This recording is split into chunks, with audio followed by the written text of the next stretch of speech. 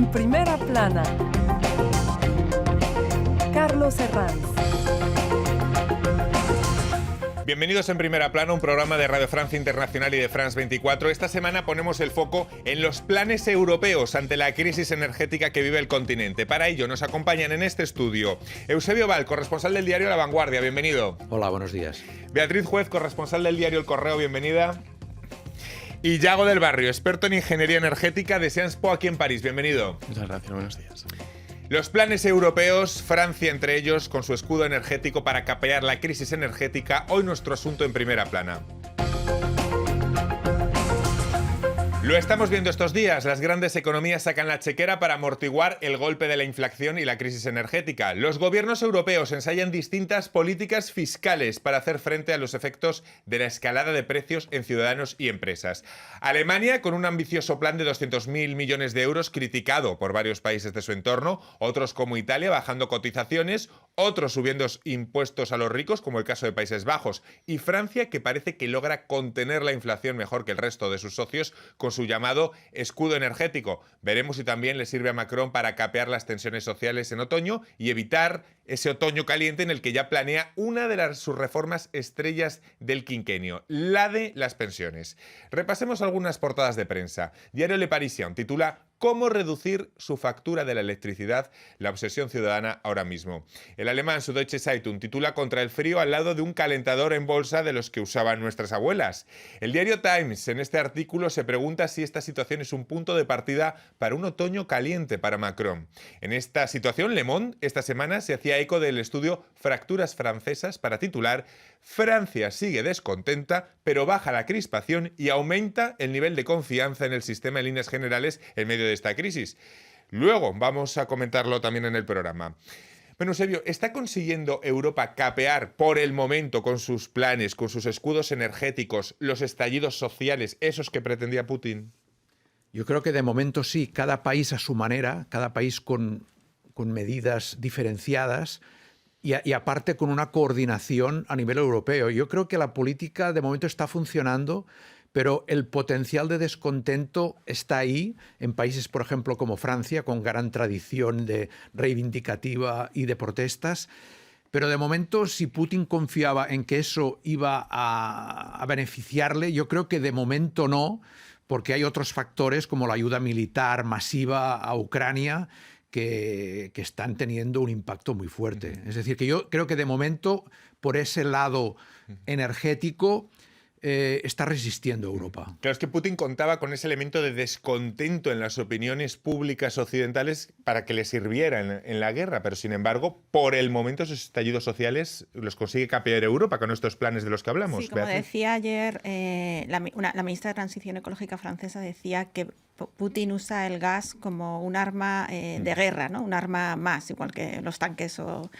Y por ahora, de momento yo creo que también hemos llegado al invierno crudo. O sea, por la gente era, de momento no tiene como la calefacción, no hay cortes. Una vez que lleguemos al invierno, a lo mejor en diciembre y justo que cuando está hablándose de la reforma de las pensiones, se une un poco todo, que no tienen calefacción, que quieren que trabajen más tiempo y todo eso. Entonces, a lo mejor ahí estalla, ¿no? Yo creo que de momento, como ha pasado el verano, tampoco la gente lo ha notado, lo ha notado la cartera, pero no lo ha notado tanto físicamente, ¿no? Y además la perspectiva de la guerra es que va a durar, ¿vale? Sí. Desgraciadamente no se va a acabar mañana.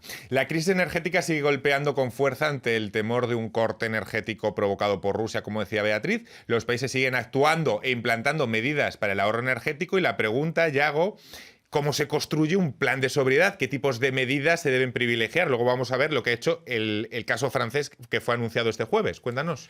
Pues para realizar un buen plan de sobriedad es necesario no inventar la rueda, simplemente seguir las indicaciones que ya se recogen desde autoridades comunitarias y desde todos los países. Reducir las temperaturas de las calefacciones, intentar no malgastar luz. Básicamente son medidas de eficiencia energética. Intentar reducir un consumo superfluo de electricidad y de gas. Y es que, según ha anunciado el gobierno francés, con este plan de sobriedad, que no es ninguna locura, son medidas simples y fáciles de cumplir, puedes llegar a ahorrar un 10% del consumo de energía, que eso en precios se puede traducir en una bajada significativa. Entonces, no es inventar la rueda, es simplemente seguir las medidas ya existentes que llevan años intentando implantarse, pero que hay mucha resistencia y mucha inercia en contra. Pero la pregunta es si vale solo con la voluntariedad o con la incitación, o hay que pasar a un grado superior, o si vamos a tener también el reflejo de lo que pasó con la crisis sanitaria, ¿no? Claro, siempre en un principio lo que se intenta es que la población siga estas directivas, pero es verdad que muchas veces al haber tanta resistencia acaban imponiéndose. Entonces es posible que se pase de las recomendaciones existentes actualmente a imposiciones en temperaturas máximas y medidas bastante más estrictas que las existentes. Yo creo que depende de cómo evolucione, depende de las temperaturas de este invierno claro. y depende de cómo vaya el suministro, pasaremos de recomendaciones como las existentes a medidas bastante más duras. Por cierto, que las reservas, Francia ya ha anunciado que sus reservas de gas llegan al 100% y de media en la Unión Europea están en el 89%, que son cifras bastante buenas por el momento. ¿Vamos a llegar a la coerción o nos vamos a quedar en el nivel más bajo, en la incitación? Bueno, yo creo que por una parte estas medidas de limitación de precios, tanto a nivel europeo como de todos los gobiernos, es natural que se apliquen para amortiguar los efectos sobre la población. Pero claro, por otro lado, si la gente no se rasca el bolsillo, si no ve que los precios realmente suben mucho y le afectan, pues su comportamiento en el terreno energético no va a variar. Es decir, que es un arma de doble filo, ¿no? Que los gobiernos por motivos políticos la aplican, pero si la gente no lo nota, pasa como cuando los chalecos amarillos, que la revuelta, el detonante fue un aumento mínimo del precio del carburante con la ecotasa, y entonces se armó casi una revolución. Es decir, que la población, al menos aquí en Francia, es muy sensible al aumento de precios, y solo con recomendaciones yo me temo que el efecto no va a ser muy grande. ¿Cómo nos recuerda esta situación a la vivida en la pandemia, verdad? Vea, Sí. trasladando, es decir, hay ciertos paralelismos, ¿no? Esto no suena de antes, ¿no? Sí, es como ayer también anunciaron que van a empezar a publicar todos los precios de los precios del gas y la electricidad, que iba a salir una vez a la semana el gobierno anunciando los precios, y me recordó justo a todos los días durante la pandemia, que estábamos siguiendo cada día si subían o no subían los números de infectados, el número de muertos. Exacto. Y yo creo que este invierno va a pasar otra vez también lo mismo, que estarán todos los días en la televisión diciendo sube el precio de la electricidad, baja, y todo eso también va a crear a lo mejor quizá un estallido social, que aquí en Francia, como dice Eusebio, protestar es casi el deporte nacional, ¿no? Por cierto, Yago, con estos niveles de reservas, que en el caso de Francia llega al 100%, la media europea en el 89%, el fantasma de los recortes del suministro se aleja, sería ya, digamos, el último recurso. Efectivamente, siempre ha sido el último recurso, pero hay que tener en cuenta que un 100% de reservas a nivel comunitario no da para más de un 30% del consumo anual.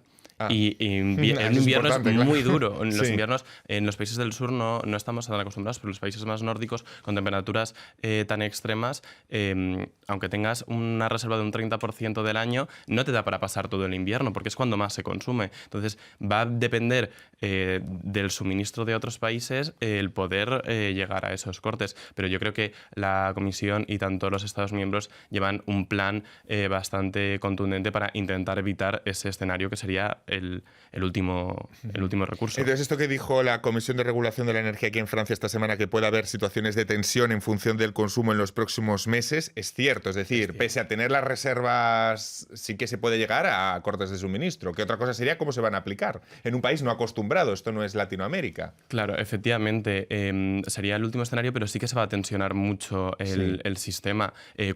Si conseguimos reducir el consumo, de hecho, de aquí tanto interés en estos planes de seguridad, porque si se consigue reducir y no tensionar y llevar a estos extremos, se va a poder evitar los cortes. De todas formas, esto es como lo que ha dicho Bea, en función de lo que pase cada semana y de los reportes semanales, se irá viendo y la Comisión irá tomando decisiones. Y de hecho, el gobierno francés va a publicar la cifra total de consumo energético nacional en lo que parece una especie de examen colectivo a la nación. Es decir, es trasladar un poco al ciudadano una especie de responsabilidad colectiva, y vamos a ir examinándonos semana a semana. No sé cómo lo ven, esa estrategia del gobierno, porque al fin y al cabo es una especie de estrategia, ¿no? Y lo que pasa es que aquí en Francia yo creo que se está escamoteando en parte el debate el debate, sobre todo sobre la electricidad, ¿no? Porque una cosa es el gas y otra es la electricidad. Y aquí Francia tiene el problema añadido de sus centrales nucleares. Que casi por orgullo nacional se habla, pero no demasiado, de un problema gravísimo, que más de la mitad de las centrales los reactores están parados por mantenimiento o por problemas de fisuras, problemas técnicos graves, ¿no? O sea que se suma la crisis ucraniana y este problema interno de descuido, en fin, de una planificación errónea de todo el sector nuclear francés. Bea. No, y además hay que recordar también que en Francia mucha gente tiene calefacción eléctrica y todo eso, bueno, y la electricidad depende también mucho de la energía nuclear, ¿no? Aquí en Francia es la gran...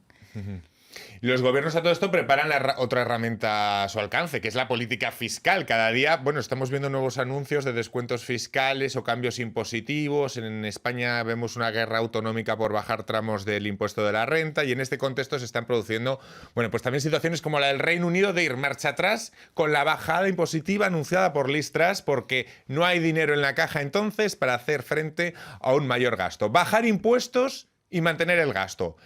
Pero esto es soplar y absorber al mismo tiempo, que es imposible. Es decir, lo que no se puede decir al ciudadano es que se pueden bajar impuestos si se quiere mantener el gasto. Eso es una cosa obvia, pero a veces no los está gobiernos tienen la tentación de hacer estos equilibrios imposibles. Es muy significativo y muy locuaz lo que le ha pasado a Liz Truss estos días en este sentido, ¿no creen? Sí, pero es una situación en el Reino Unido también muy particular, sí, de un primer ministro que parecía que era muy fuerte en el inicio y después pues los problemas que tuvo cayó, con una perspectiva de elecciones. Aquí al menos Macron tiene una perspectiva de casi 5 años gobernando, ¿no? Que en teoría debería dar más estabilidad y estar menos tentado a ciertas medidas, digamos, populistas o que no se sostengan presupuestariamente. Pero aún así, para evitar el descontento social, existe la tentación. Beatriz. Sí, yo creo que también bueno, Macron quizá lo tiene un poco más fácil, ¿no? Bueno, más fácil, siempre es complicado aquí en Francia. Sí. Y bueno, ya veremos al final qué es lo que pasa, pero sí, en Inglaterra la verdad que la entrada de Liz Truss ha sido un desastre total. Sí, en tan pocos días. Vamos a hacer en este punto una breve pausa y en unos instantes seguimos analizando el plan de sobriedad. Introducimos además otro elemento, la reforma de las pensiones. Será vuelta de pausa aquí en Primera Plana hasta ahora.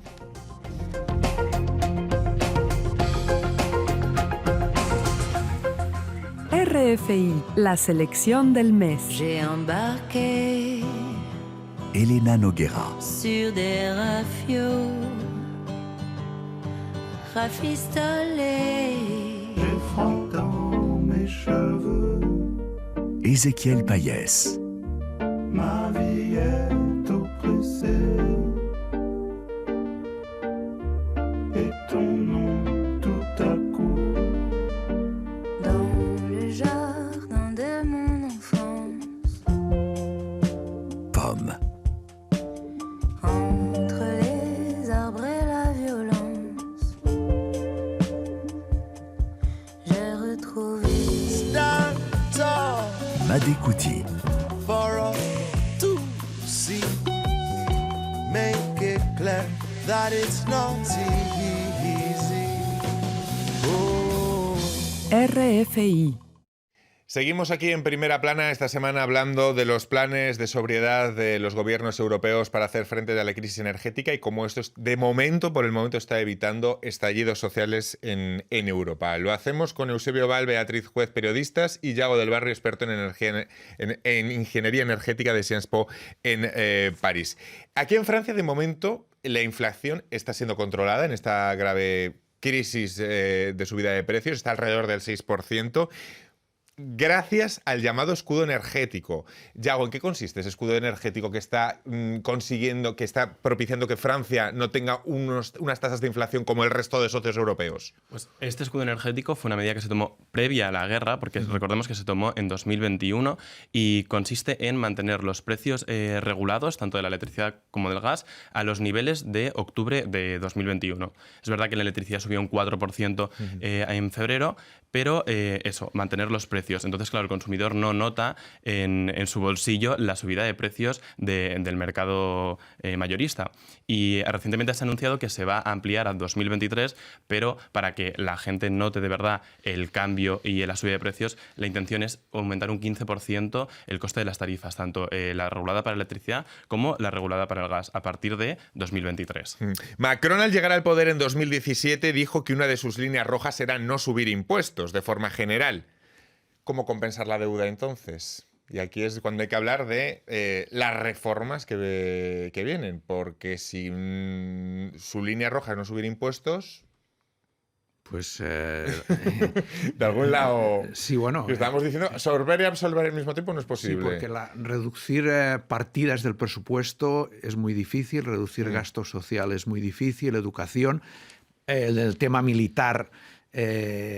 La situación en Europa exige más inversiones. Y ahí llega la agenda de reformas. Y llega la agenda de reformas con la reforma de las pensiones, que es el gran asunto de los próximos meses. ¿Creen que la reforma de las pensiones es lo que va a marcar el segundo quinquenio de Macron? Es, digamos, lo que va a definir el éxito o el fracaso, incluso la historia de lo que ha sido una presidencia? ¿Tanto? Sí. ¿Podríamos decir tanto? Pues ya fracasó durante primer quinquenio, no logró hacerla. Y era una de sus reformas estrellas, o sea, lo que llaman aquí la madre de todas las reformas. Entonces, si no lo consigue esta vez, yo creo que sí que sería un fracaso para él, porque bueno, los franceses se empeñan en que no quieren trabajar más allá de los 62 años, pero se necesita, cada vez la gente vive más tiempo, hay menos niños y alguien tiene que pagar esas pensiones por lo que tienen que trabajar más tiempo, que es lo que quiere Macron hacer, pero bueno, ya veremos si lo consigue o no esta vez.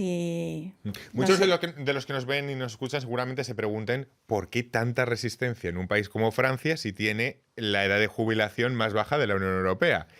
¿Qué les podríamos responder sociológicamente, Eusebio? Realmente es sorprendente que aquí en Francia haya esta resistencia cuando países económicamente más potentes como Alemania pues la están haciendo, la ha hecho Italia, la han hecho los países escandinavos, España.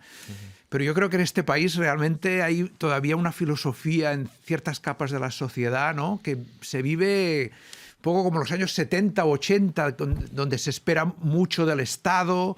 Es realmente paradójico porque es muy necesario hacerlo, pero hay una resistencia social muy fuerte y coincido con lo que decía Beatriz, que si Macron no consigue llevarlo adelante, quedará su presidencia habrá, por motivos que no son culpa suya, como la pandemia o ahora la guerra, pero quedará muy descafeinada, ¿no? Sin el gran presidente transformador, al final no habrá conseguido prácticamente ningún cambio significativo en la sociedad de este país. Es decir, que se juega un poco su legado.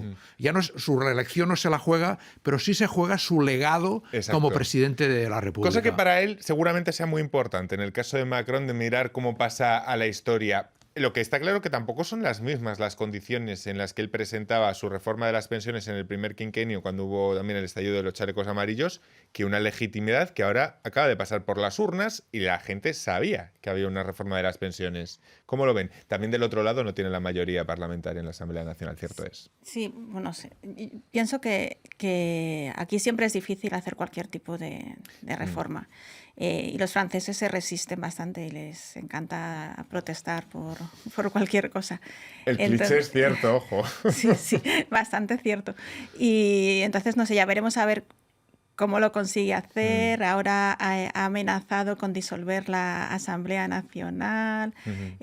Veremos un poco, a ver, es un poco un juego también político, ¿no? A ver quién es el más fuerte, quién consigue hacerlo. Ya veremos al final qué pasa, ¿no? Yo creo que también en la discusión, o sea, yo creo que la discusión de la reforma de las pensiones tendría que ir en paralelo a un debate sincero sobre la inmigración. Es decir, yo creo que las dos cosas van un poco de la mano. O sea, Francia, como otros países de Europa, necesita mucha mano de obra para muchos sectores.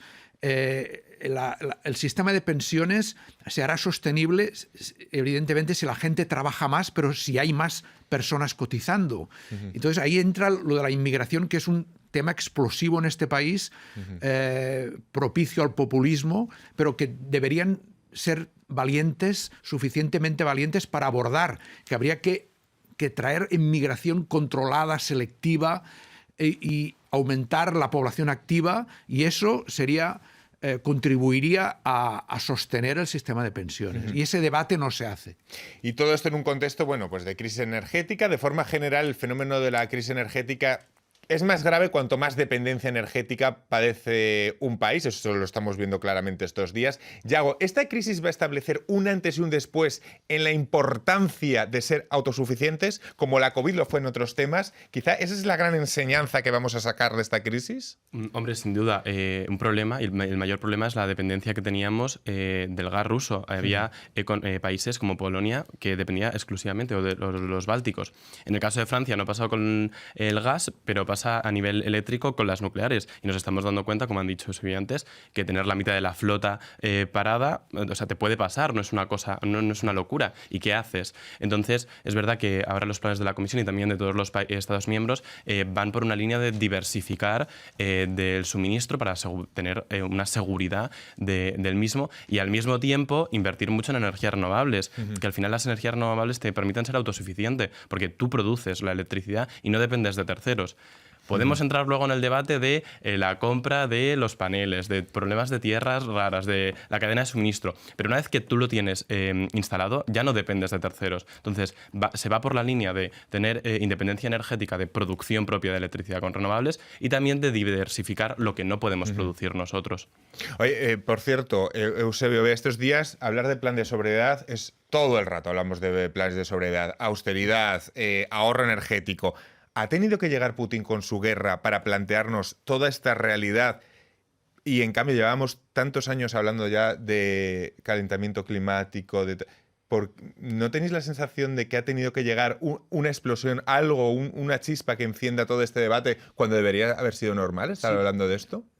Sí, pero lamentablemente el ser humano estamos acostumbrados en Occidente a un ritmo de vida, a un estilo de vida que cuesta mucho de cambiar, ¿no? Es decir, no es la primera crisis que hay. O sea, hubo la crisis en los años 70, cuando el shock petrolero, que, en fin, yo me acuerdo, porque tengo edad para acordarme, que en Estados Unidos pues se prohibió la circulación por las autopistas cuando Carter era presidente, una cosa inaudita en un país como Estados Unidos, ¿no? Pero se sintió la necesidad de tomar medidas drásticas, pero después los precios se regularizaron y ya la vida continuó normal.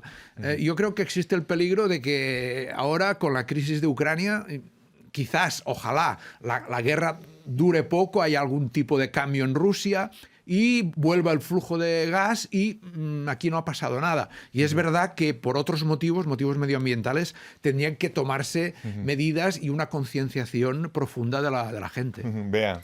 Sí, el otro día estuve acompañando a unos jóvenes aquí en París que se dedican a apagar los escaparates de las tiendas que se quedan encendidos durante la noche.